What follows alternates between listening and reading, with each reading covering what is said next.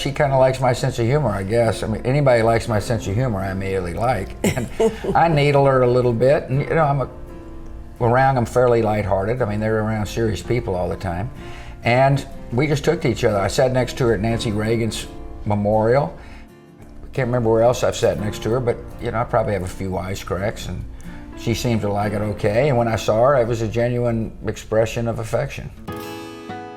The New York Times called it the embrace seen around the world. And the Bushes even hinted at possibly working with both the Obamas further down the road. I think they're interested in also doing things with our troops, of course, now in their afterlife, as I call it. It's going to take them a while to find their footing and figure out how they're going to do what they want to do. If there's a way to be symbiotic, we'll do so.